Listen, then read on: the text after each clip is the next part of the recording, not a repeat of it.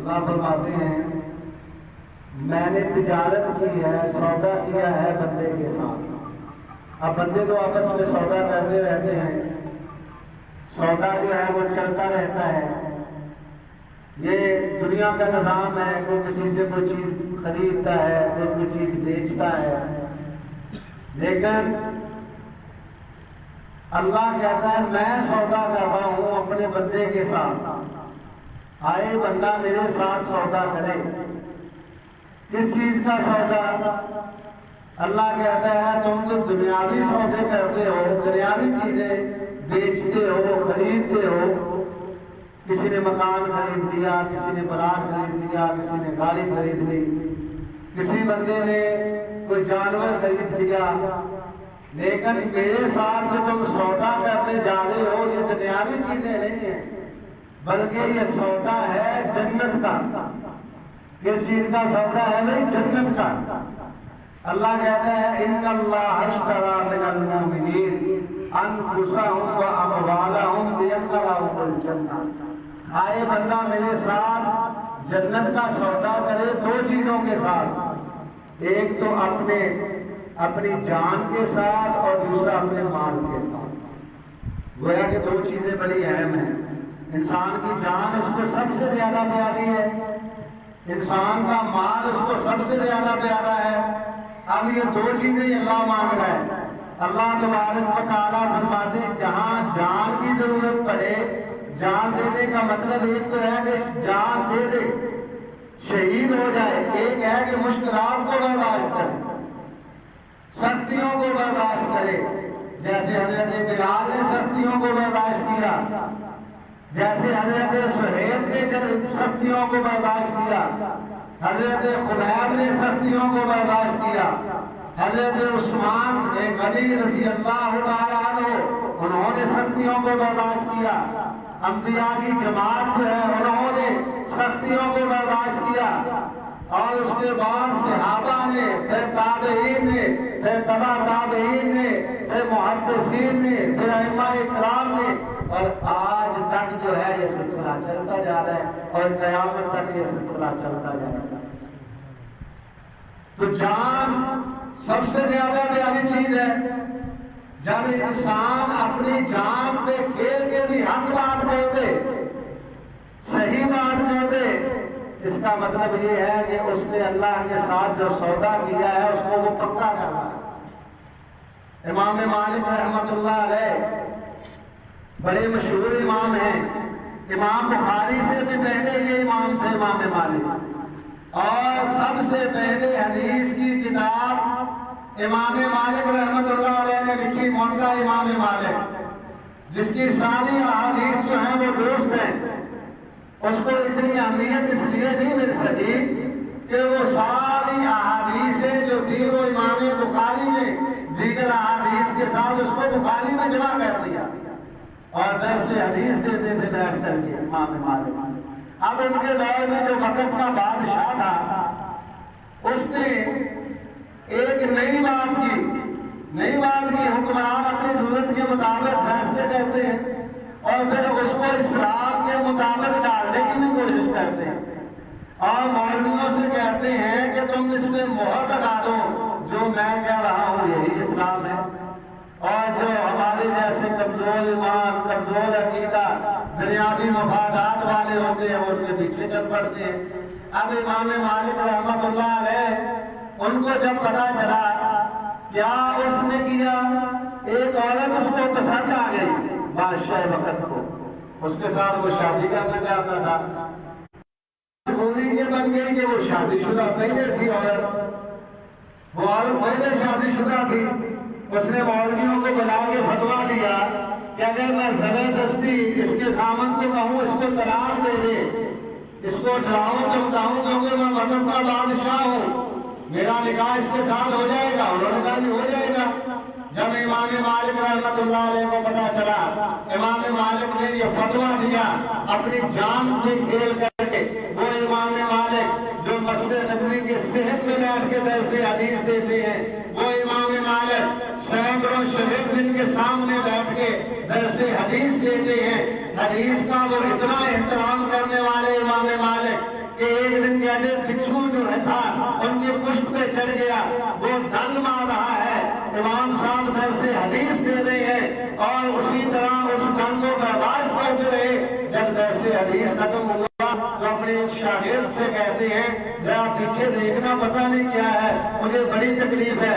اس نے دیکھا، اس نے کہا جی بچھو ہے جس نے 17 مرتبہ ان کو ڈسا تھا۔ اور امام صاحب سے ان کو شاگرد کہنے لگے جب پہلی مرتبہ ڈسا تھا آپ نے اس وقت کیوں نہیں بتایا؟ کہا میں تو حدیث پڑھا رہا تھا، میں نے کہا اگر میں نے حرکت کی تو کہیں حدیث کی بے حرمتی نہ ہو جائے۔ یہ امام مالک رحمۃ اللہ علیہ۔ تو انہوں نے کہا ایسے ہو نہیں سکتا، کسی کو طلاق نہیں ہو سکتی، زبردستی کی طلاق نہیں ہو سکتی۔ وقت کے بادشاہ کا اس کو کوڑے لگاؤ۔ آج امام مالک سے کہا فتویٰ میرے حق میں دو، انہوں نے کہا نہیں، یہ جنت کا سودا ہوگا، جنت کا، اس کو کہتے جنت کا سودا۔ وقت کا امام ہے، سینکڑوں ہزاروں جس کے شاگرد ہیں، مالی کھا رہا ہے، کوڑے کھا رہا ہے، لیکن جنت کا سودا اللہ کے ساتھ کیا ہے، حق بات میں ڈٹ کے کھڑا ہے۔ بادشاہ نے کہا ایسے نہیں یہ مانے گا، گلا منگایا جائے، اس کا منہ کالا کیا جائے، اس کو گدھے پہ بٹھا کے مدینے کے بازاروں میں اس کے چکر لگائے جائیں۔ کہا مجھے یہ بھی قبول ہے۔ صاحب کو چہرہ مبارک پہ سیاہی بھری گئی، کیا کوئی جرم کیا تھا؟ کیا کوئی جرم کیا تھا؟ کیا کوئی غلطی کی تھی؟ نہیں، حق بات کہی تھی اور اس کی یہ سزا تھی۔ امام مالک کی شکل بگاڑ کر کے، امام مالک رحمت اللہ علیہ کے چہرے پہ سیاہی مل کر کے امام مالک کو بازاروں میں گھمایا جا رہا ہے، لوگ دیکھتے ہیں۔ تو امام صاحب جب چوک میں زیادہ لوگ جمع ہوتے نا، کہتے عارفو مجھ کو پہچانو، ملم یعرفو جو نہیں پہچانتا وہ بھی مجھ کو پہچانے، انا مالک۔ کہ زبردستی دی ہوئی طلاق جو ہے وہ ہو نہیں سکتی، جو ایسا کرے گا وہ اللہ کی عدالت میں مجرم بن جائے گا۔ اس کو کہتے ہیں ان اللہ اشتری من المؤمنین انفسهم واموالهم بان لهم الجنہ۔ میں دوسرے امام کی مثال دے کے، امام بننا تو بڑا آسان ہے، امام بننا کون ہے؟ امام بننے میں تنخواہیں ملتی ہیں، پیسے ملتے ہیں، بڑا آسان کام ہے، گیاریاں ملتی ہیں، ختم ملتے ہیں، لوگوں کو جمعراتیں ملتی ہیں، کپڑے ملتے ہیں۔ جیسا ماحول ہے ویسا اپنے آپ کو ڈال لو، جیسے لوگ ہیں ویسی بات کرو، بات بن جاتی ہے۔ ہزاروں پیسے جیب میں ڈالو، لوگوں کی جیبیں کاٹو، بڑا آسان ہے، لیکن حق بات کہنا، جنت کا سودا اللہ نے کس کے ساتھ کیا ہے؟ احمد بن حنبل کو جیل گئی کہ بادشاہ کہتا تھا قرآن مخلوق ہے، امام صاحب کہتے تھے نہیں مخلوق، یہ اللہ کا کلام ہے۔ اس جرم کی وجہ سے سزا ہوئی اور دشمنہ کوڑے مارے جاتے۔ امام صاحب کہتے ایک دن مجھے لے کے گئے بادشاہ کے پاس، بادشاہ کہنے لگا امام صاحب دیکھو نا سب نے فتوے دے دیے ہیں، بڑے بڑے چوٹی کے مولوی مان گئے میری بات، اتنے تکلیف دے وہ کوڑے تھے، اگر وہ ہاتھی کو مار دیے جاتے تو وہ بھی کچھ بلا ہوتا، لیکن امام صاحب نے سب برداشت کیا، حق کا اعلان کیا، حق کا اعلان، اور اللہ کے ساتھ اس کو کہتے سودا کرنا۔ ان اللہ اشتری من المؤمنین انفسهم واموالهم بان لهم الجنہ۔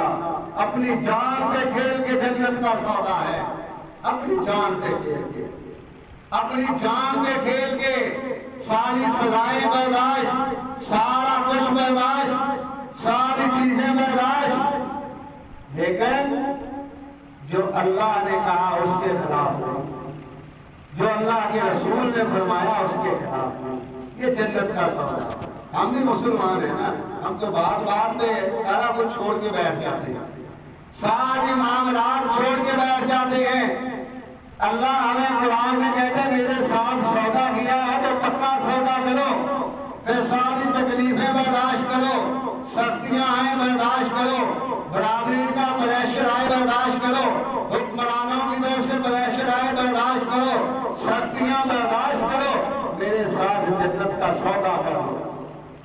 تو تو یہی امام احمد بن حنبل نے ہمیں درس دیا.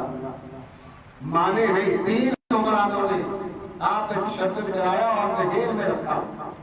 اور امام صاحب کہتے ہیں کہ دیکھ مجھ میں تشدد کر کے وہ مجھے واپس لے کے آ رہے تھے تو کیا لکھا؟ ایک ڈاکو ہے مکہ کا، اس کو بھی وہ تشدد کرنے کے لیے لے کے جا رہے تھے. کہتے اس نے کہا فوجیوں سے، پولیس والوں سے، میں نے امام صاحب سے بات کر دیا. کہتے میں نے کہا انہوں نے کہا اس میں کیا بات، تم نے کیا بات کر دی امام صاحب سے؟ تو ڈاکو ہے، چور ہے، شرابی ہے. تیرا امام صاحب کے ساتھ اس نے کہا نہیں مجھے رہنے کی میں تھوڑی سی بات کر دی ہے. امام صاحب کہتے ہیں وہ ڈاکو ابن الحیثم اس کا نام تھا، وہ سائڈ پہ اس نے مجھے کیا. اس نے کہا امام صاحب میں نے تمہیں ایک بات کہنی ہے. کہا جی کہیے. کہا میں جھوٹا ہوں، میں نے بڑے ڈاکے والے ہیں، میں نے بڑا کچھ لوگوں کا لوٹا ہے. یہ روزانہ مجھے مارتے ہیں، پیٹتے ہیں، مجھے میرے اوپر تشدد کرتے ہیں. میں ایک بات میں ان کے نہیں مانا کہ تجھ پہ بھی تشدد کرتے ہیں. تو نے تو جنت کا سودا کیا ہے، تو کھڑا ہی سچ کے لیے ہے. دیکھنا کہیں ان کوڑوں سے گھبرا نہ جانا. امام صاحب کے شاگرد کہتے ہیں امام صاحب رہا ہونے کے بعد بیٹھے بیٹھے کہا کرتے تھے رحم اللہ بالحاسم، اللہ بالحاسم پہ رحم فرمائے. اس کی اس بات نے میرے ایمان کو اور زیادہ مضبوط کر دیا. اللہ کے راستے میں کھڑے ہو جانے والے ان اللہ اشترى من المؤمنین عبد الرحمن ابن عوف رضی اللہ تعالیٰ عنہ صحابی رسول ہے. لوگ مکہ سے ہجرت کر کے مدینہ چلے گئے، اللہ کے رسول بھی مدینہ چلے گئے. یہ مکہ میں تھے، رشتہ داری تھی. بڑا رئیس تھا عبد الرحمن ابن عوف، مکے کا چودھری تھا، بہت بڑا تاجر تھا مکے کا. مکے میں اس کی شادی ہوئی تھی، مکے کا رہائشی تھا. ہیرے جواہرات زیور سونا سب کچھ موجود تھا. ایک دن سارا کچھ ایک کوٹڑی میں باندھا، سواری کا انتظام کیا. کوٹڑی جو ہے اس کو سواری پہ رکھا، بیوی کو پیچھے بٹھایا. نکلنے لگے تو مکے والے آئے. کہا عبد الرحمن کدھر جا رہے ہو؟ کہا ہجرت کر کے مدینے جانا. جنت کا حصول اتنا بھی آسان نہیں. اللہ کہتے ہیں ام حسبتم ان تدخلوا الجنہ ولما یاتکم مثل الذین خلوا من قبلکم مستهم الباساء والضراء. تم نے سمجھ لیا جنت کا حصول ہے. مولوی نے تمہیں دھوکہ دیا، بچوں کو اکٹھے کر کے پارے پڑھاؤ تم جنت میں چلے جاؤ گے، دیگے بتاؤ تم جنت میں چلے جاؤ گے، ہمیں کھانے کھلاؤ تم جنت میں چلے جاؤ گے. اللہ کہتا ہے نہیں نہیں یہ اتنا آسان نہیں ہے. پہلے لوگوں کا ذرا مطالعہ کر کے دیکھے انہوں نے جنت لی کیسے ہے، پہلے لوگوں نے جنت لی کیسے ہے. عبد الرحمن ابن عوف نکلنے لگے. ذرا ہجرت کر کے تو دکھائے نا، کوئی معاملہ کر کے تو دکھائے، کوئی نقصان اٹھا کے تو دکھائے، پتا چلے. عبد الرحمن ابن عوف کہتے میں نکلنے لگا تو انہوں نے آ کر کے مجھے پکڑ لیا. کہا یہ مال تیرے ساتھ نہیں جا سکتا، ہیرے جواہرات سونا اور زیور چاندی یہ نہیں جا سکتے. میں نے ان کو سپورٹ کر دیا. کہا لے لو مجھے جانے کا. پھر وہ آگے اس کے سسرال والے. کہا یہ ہماری بہن تیرے ساتھ نہیں جا سکتی، یہ بیوی تیری ہے لیکن نہیں جا سکتی، ہماری بہن ہے. وہ بھی چھین لی. حتیٰ یہ بیٹا بھی چھین لیا، سواری بھی چھین لی، پاؤں میں پہنا ہوا جوتا بھی چھین لیا. عبد الرحمن ابن عوف پیدل چل کے مکہ سے مدینہ پہنچ گئے.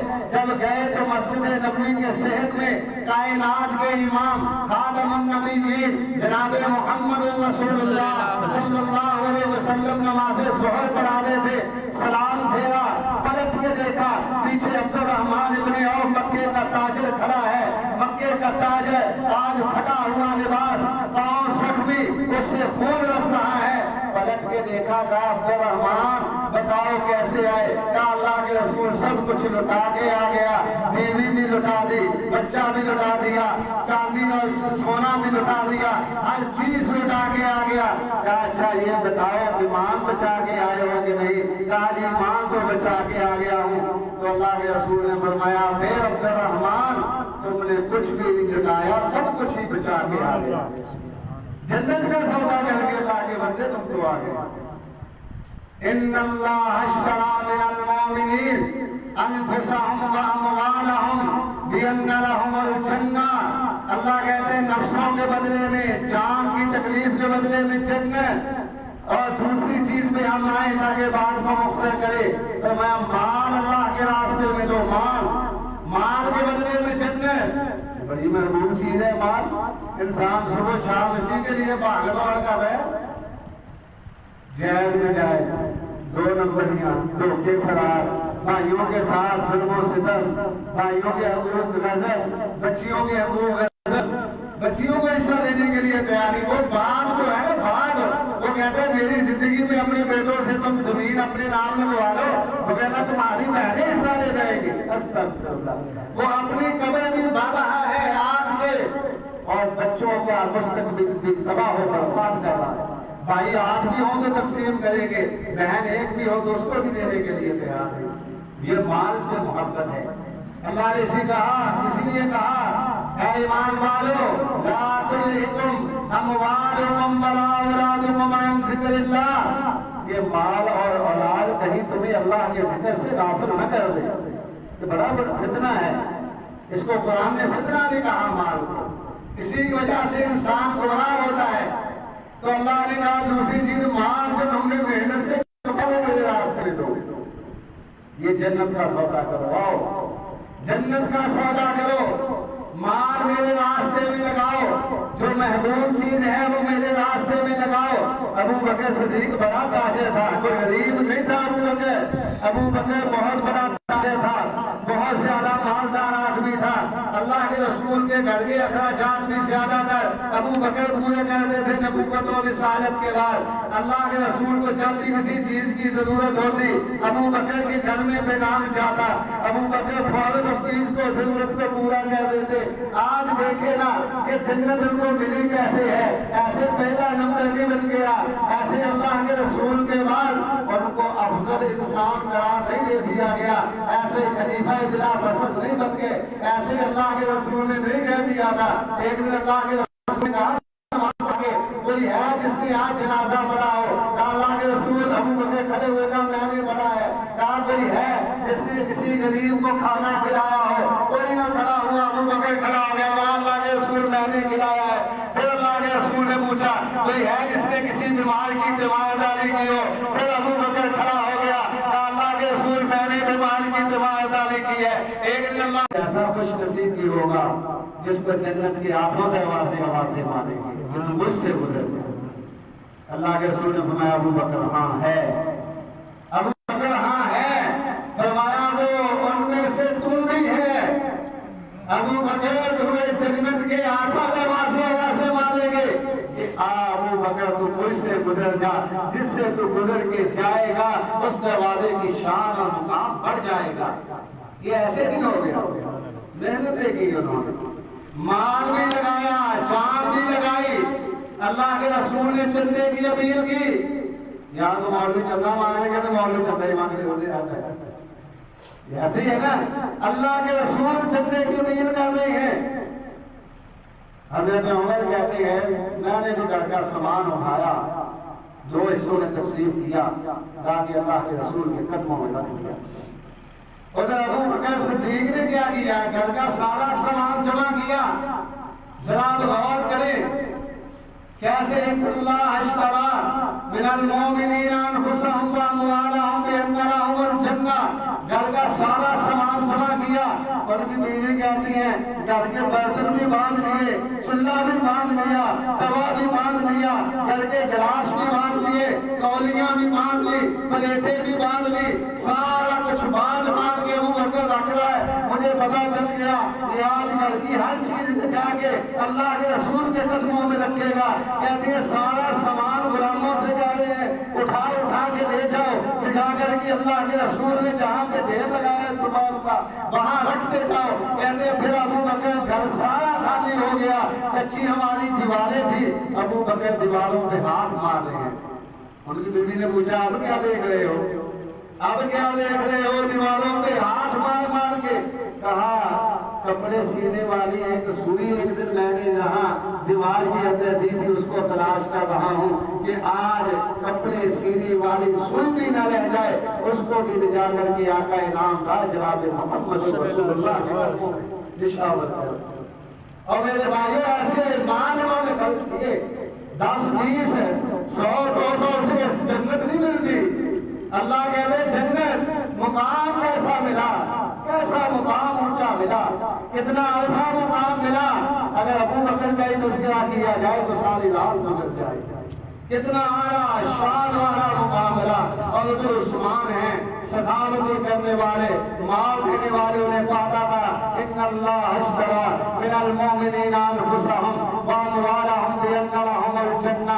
مال کے بدلے میں جنت ملتی کیسے ہے؟ جب بھی کوئی موقع آتا ہے, آپ نے سنے ہوں گے مسائل, جب بھی موقع آتا ہے حضرت عثمان لا کر کے ڈھیر لگا دیتے ہیں.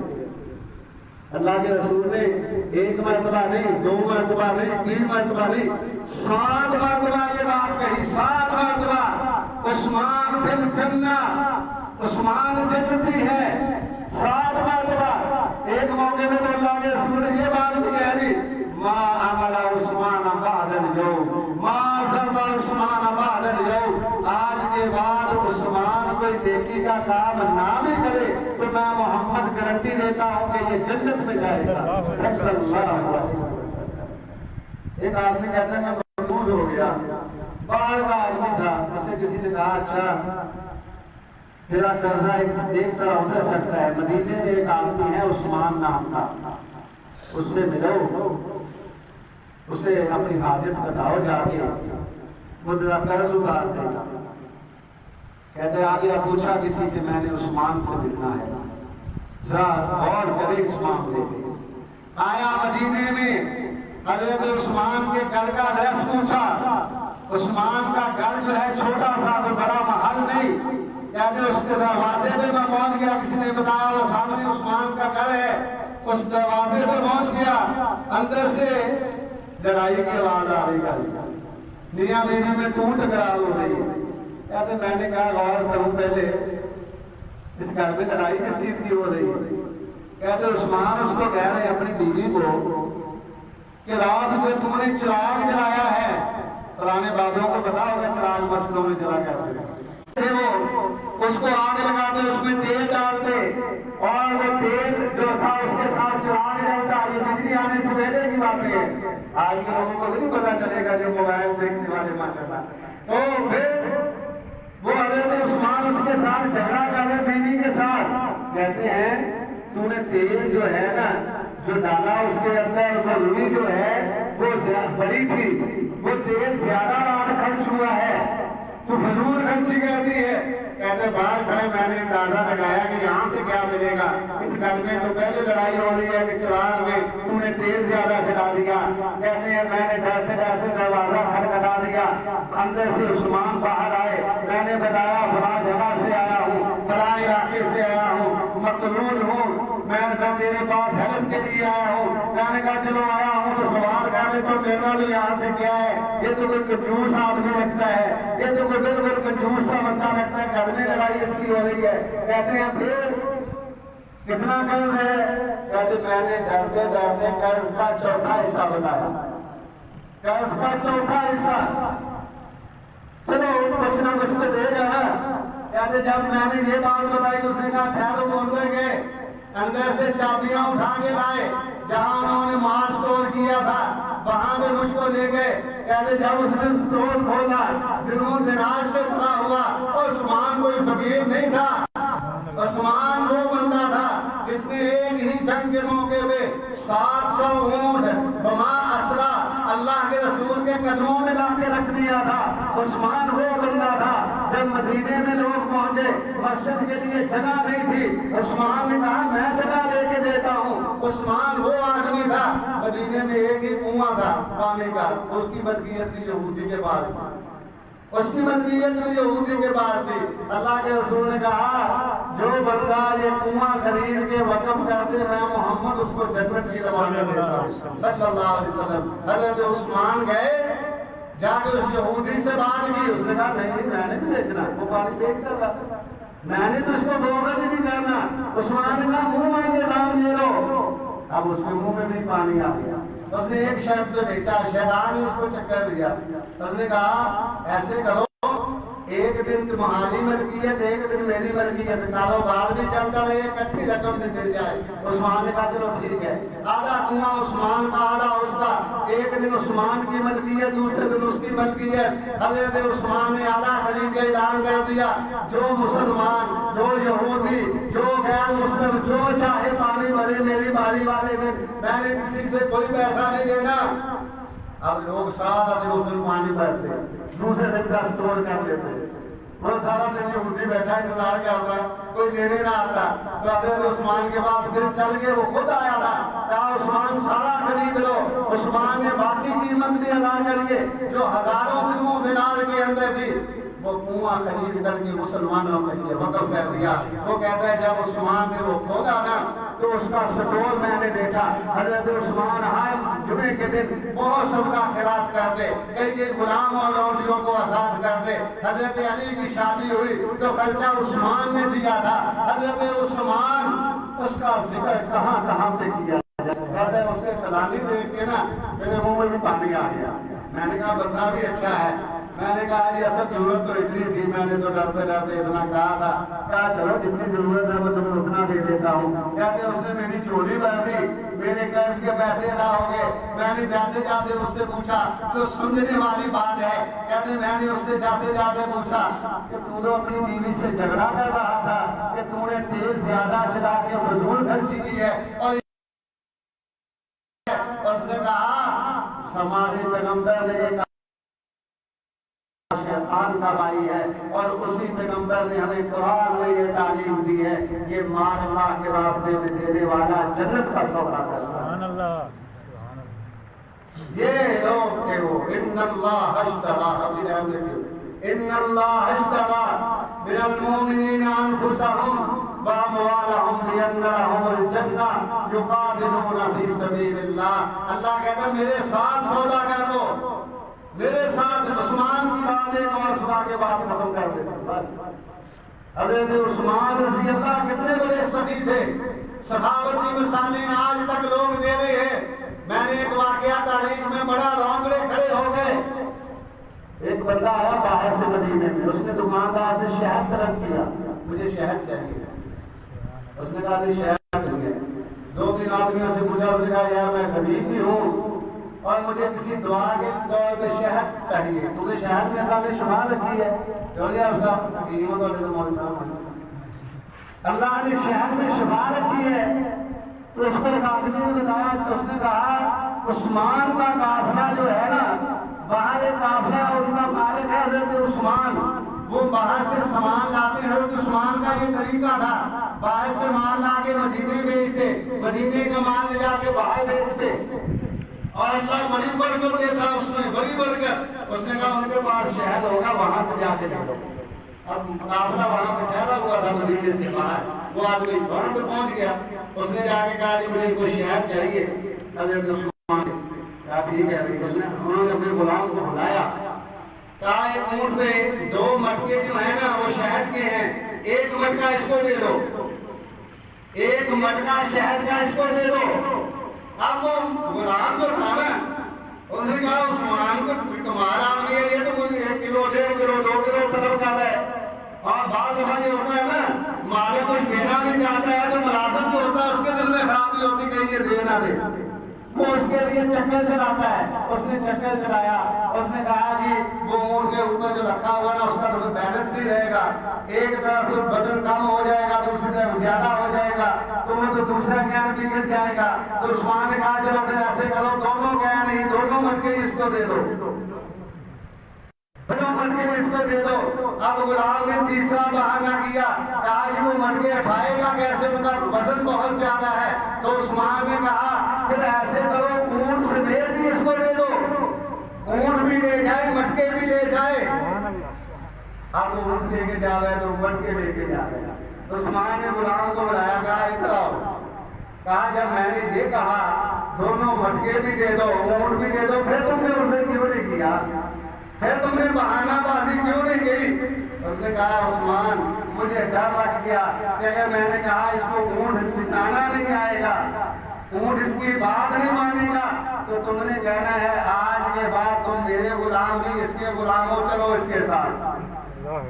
چلو اس کے ساتھ میں اس لیے خاموش رہا، ان اللہ اشترى من المؤمنین انفسهم واموالهم بان لهم الجنہ، ہم نے اللہ کے ساتھ اگر سودا کیا ہے تو دو چیزوں کے ساتھ اللہ نے سودا کیا ہے۔ اللہ کہتا ہے اگر مشکل آئے تو برداشت کرو، میرے راستے میں تکلیف آئے تو برداشت کرو، ڈر نہ جاؤ۔ داڑھی رکھ لی تو کہیں گے مولوی بن گیا، لوگ آوازیں کسیں گے، لوگ ایسے کہیں گے، بدعت نہ کی تو لوگ ہمارے ساتھ نہیں بیٹھیں گے، شراب دوستوں کے ساتھ نہ بھی تو دوست ناراض ہو جائیں گے، سارے ناراض ہوتے ہو جائیں، اللہ کو راضی کرنے کے لیے سب کی قربانی دے دو۔ اور فرمایا مال جب ضرورت پڑے تو اللہ کے راستے میں اس کو خرچ کر دو، بے دریغ اس کو خرچ کر دو، ضائع نہیں جائے گا۔ ایک اللہ کے رسول نے کیا فرمایا، مان کا سب صدقہ تو من مال، اللہ کے رسول گارنٹی دے رہے ہیں، فرمایا جو بندہ صدقہ کرے اس کا مال کم نہیں ہو سکتا۔ ماشاء اللہ وقت پہ ہوا، تین چیزیں اللہ کے رسول نے کی حدیث میں بتائی، فرمایا جو معاف کر دے اس کی عزت میں کمی نہیں آئے گی، جو معاف کر دے اس کی عزت میں کمی نہیں آئے گی۔ وما تواضع احد رفعہ اللہ، فرمایا جو عاجزی اختیار کر لے اللہ اس کو اٹھا کے آسمان پہ پہنچا دیتا ہے، اتنی عزتوں سے نوازتا ہے۔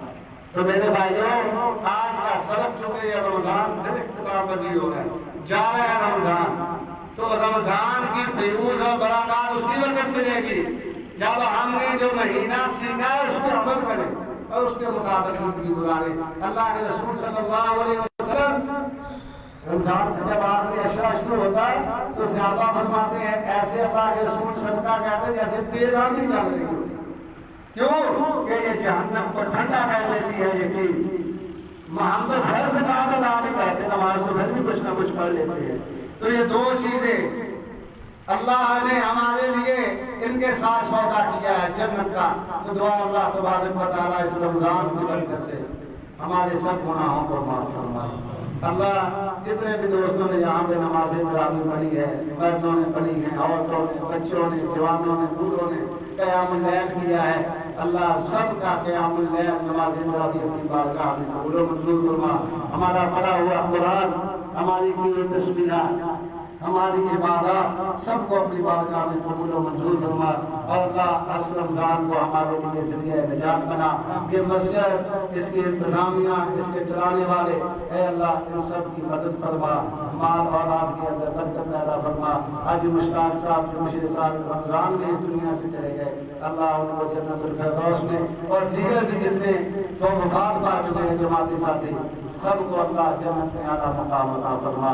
باقول قولی ھذا الحمدللہ رب العالمین، اللہم صل علی محمد وعلی آل محمد کما صلیت علی ابراہیم وعلی آل ابراہیم انک حمید مجید، اللہم بارک علی محمد وعلی آل محمد کما بارکت علی ابراہیم وعلی آل ابراہیم انک حمید مجید، ربنا آتنا فی الدنیا حسنہ وفی الآخرۃ حسنہ وقنا عذاب النار، یا قاضی الحاجات اقض حاجاتنا وحاجات المسلمین، اللہم اغفر لجمیع المؤمنین والمؤمنات والمسلمین والمسلمات الأحياء منهم والأموات، اللهم ألف بين قلوبهم وأصلح بينهم، اللهم لا تقتلنا بغضبك ولا تهلكنا بعذابك وعافنا قبل ذلك، اللهم ارزقنا رزقا واسعا وعملا متقبلا ورزقا طيبا، اللهم اقنا بحلالك عن حرامك وأغننا بفضلك عمن سواك، اللهم إنك عفو تحب العفو